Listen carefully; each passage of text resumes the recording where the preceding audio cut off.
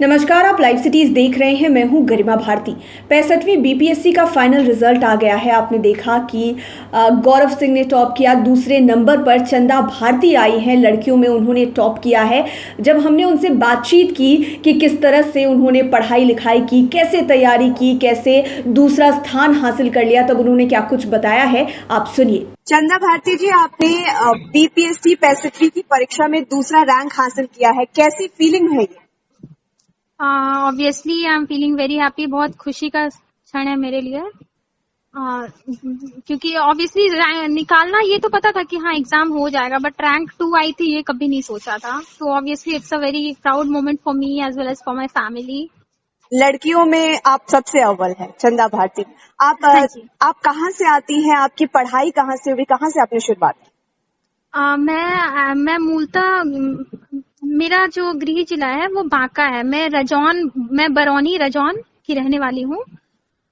ये मेरा पैतृक गांव है, बट मेरा हमेशा से हम लोग भागलपुर में रहे हैं जी। तो मैं दोनों को अपना घर ही कह सकती हूँ ऑब्वियसली। तो आपने प्राइमरी पढ़ाई, सेकेंडरी एजुकेशन सब बिहार से लिया है? मतलब 10वीं तक की पढ़ाई कहाँ से की? नहीं, मैंने एक्चुअली मेरे पिताजी और मेरी माँ दोनों झारखंड गवर्नमेंट में पोस्टेड हैं जी। ठीक है। तो मेरे पिताजी और इसलिए मैं झारखंड से ही पढ़ी हूँ। 10th 12th और बीटेक मैंने सब कुछ झारखंड से किया है। अच्छा, आप इंजीनियरिंग बैकग्राउंड की? जी हाँ, मैं इंजीनियरिंग बैकग्राउंड से। मेरी माता जी टीचर हैं, सहायक शिक्षिका, मध्य विद्यालय हिंडंगा पाकुड़ में जी। तो उनके साथ ही हम लोग रहते थे। और मेरे फादर का एक्चुअली ट्रांसफर होते रहता था। वो असिस्टेंट इंजीनियर है, वाटर रिसोर्स डिवीजन, गढ़वा में पोस्टेड है वो। आपके इंजीनियरिंग कॉलेज का नाम ma'am? BIT Sindri Dhanbad. Okay. तो आपने कौन सा सब्जेक्ट ऑप्शनल रखा है? इंजीनियरिंग बेस्ड सब्जेक्ट रखा है? हाँ जी हाँ, मेरा ऑप्शनल सिविल इंजीनियरिंग ही था जी। ऑप्शनल भी वही था और मेरा ग्रेजुएशन सब्जेक्ट भी वही रहा है। तो आपने किसी कोचिंग से तैयारी की? कितने साल लग गए आपको बीपीएससी? और आपका ये पहला अटेम्प्ट था या इससे पहले भी आपने अटेम्प्ट दी? नहीं, इससे पहले मैंने एक बार बीपीएससी में अटेम्प्ट लिया है, जिसमें मुझे बिहार रेवेन्यू सर्विस मिला था, रैंक 684। ओके। और अभी मेरा ये दूसरा प्रयास था जिसमें मुझे रैंक 2 मिला है। और तैयारी के विषय में हमने पूछा कि आपने कहीं से स्पेशली तैयारी की या फिर सेल्फ स्टडी ने मदद?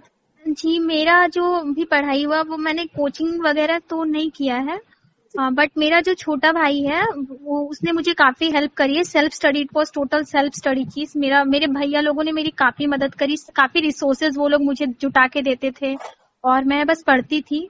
तो इसमें उनका बहुत योगदान रहा है। और कोचिंग तो मैंने कोई भी मॉक इंटरव्यू, मॉक टेस्ट वगैरह नहीं लिया है। तो मैं बिल्कुल सेल्फ स्टडी बेस्ड है। और अगर आपको अपने जूनियर्स जो कि आने वाले समय में परीक्षा देंगे, आप उन्हें क्या सलाह देना चाहेंगे? कौन सी किताबों को अपना दोस्त बनाए, किन चीजों से दूर रहे कि अच्छा मुकाम हासिल कर पाए? मैं आने वाली पीढ़ी को यही बोलना चाहूंगी कि ये एग्जाम मेंटल गेम है।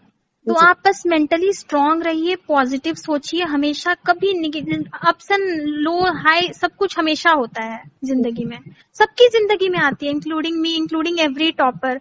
तो ऐसा नहीं है कि जब आप लो फील कर रहे हो तो इस समय आपका परिवार आपके पीछे खड़ा हो, ये इंश्योर कीजिए, तब आप जिंदगी में काफी आगे बढ़िएगा। क्योंकि अब परिवार का साथ बहुत जरूरी होता है पॉजिटिव फील करने में, लॉन्ग रन में। तो मेरे हिसाब से आप कभी निराश मत होइए और बिल्कुल पॉजिटिव एटीट्यूड के साथ अपना मेहनत बनाए रखिए एंड 110% आपको सफलता मिलेगी। बस अपना भरोसा बनाए रखिए। आप एक दिन में कितने घंटे देती थी पढ़ाई को? मेरा एक्चुअली मैं अभी प्रेजेंटली जॉब भी कर रही हूँ। अच्छा। तो मुझे पढ़ाई के लिए बहुत वक्त नहीं मिल पाता था। तो बट कैसे मैनेज कर लेती? हाँ जी, वही बता रही थी कि मेरा ऐसा है कि मैं जितनी देर भी पढ़ती हूँ वो बस मुझे पता होता है कि ये फ्रूटफुल होना चाहिए। तो मेरे सब में कोई आवर्स फिक्स नहीं थे, कभी 2 आवर, कभी 3 आवर, कभी 2-3 दिन पढ़ाई नहीं हो पाती थी। क्योंकि जॉब में रहने के साथ आप थोड़ा डायनेमिक हो जाते हो। जैसे इलेक्शंस वगैरह में भी आपकी ड्यूटी लगी हुई है। तो जैसे इसका जब मेंस एग्जाम था उस समय तो मेरा खुद भी ड्यूटी लगा हुआ था, तो I was very busy there. But ये एग्जाम मैंने बोला ना कि ये वन डे प्रिपरेशन का नहीं है शायद, इसलिए आप हमेशा पढ़िए, थोड़ा कंसिस्टेंसी बनाए रखिए। सबसे बड़ी बात कंसिस्टेंसी बनाए रखिए। आप जितनी देर भी रोज पढ़िए, लेकिन थोड़ा थोड़ा पढ़िए। ताकि आपका कंसिस्टेंसी बनाए रखिए, तो बिल्कुल आपका हो जाएगा सिलेक्शन। अंत में मैं चाहूंगी कि आप अपने माता पिता का नाम बताएं, उनका नाम क्या है? मेरे पिताजी का नाम श्री विवेकानंद यादव है जी। और मेरी माता जी का नाम श्रीमती कुंदन कुमारी है। और उसके अलावा मेरे 2 बड़े भैया हैं और एक छोटा भाई है। जी। तो बड़े भैया का नाम है रुपेश कुमार निराला, मंझले भैया का नाम परेश कुमार भारती और छोटा वाला भाई नीलेश कुमार निराला। चलिए चंदा जी, आपका बहुत बहुत शुक्रिया और आपको बहुत ज्यादा बधाई कि आप लड़कियों में टॉप आई हैं और फिर से आपने बिहार का नाम रोशन किया। Thank you so much. It was pleasure talking to you. तो आपने चंदा भारती की पूरी बातें सुनी, आप समझ गए होंगे कि मेहनत के आगे सफलता को हमेशा झुकना पड़ता है। अगर आप ज़्यादा मेहनत करते हैं तो सफलता आपके कदम चूमेगी। 2-3 घंटे पढ़ाई करके उन्होंने टॉप किया है, कहीं भी उन्होंने कोचिंग नहीं की, किसी तरह का मॉक टेस्ट कभी नहीं दिया, केवल सेल्फ स्टडी और अपने आप पर ही निर्भर होकर उन्होंने पढ़ाई की है। और उन्होंने बताया कि खुद वो पहले से ही जॉब में है, उन्होंने दूसरी बार बीपीएससी की परीक्षा दी, पहली बार में भी उन्होंने बीपीएससी क्रैक किया था। थोड़ा कम रैंक था और वे काम भी कर रही थी इलेक्शन के दौरान, पूरे टाइम उन्होंने काम किया और उसके बाद 65वीं बीपीएससी की तैयारी करती रही, जिसके बाद उन्हें बहुत अच्छा रैंक हासिल हुआ है, दूसरे नंबर पर वे आई हैं। लाइव सिटीज़ उनको तहे दिल से शुभकामनाएं देता है कि वे आगे और बढ़ें और बिहार का नाम रोशन करें। लाइव सिटीज़ के साथ आप बने रहें, हमारे चैनल को सब्सक्राइब करें। ये वीडियो फेसबुक पर देख रहे हैं तो पेज को लाइक करें, साथ ही साथ आप हमें ट्विटर पर भी फॉलो कर सकते हैं। धन्यवाद।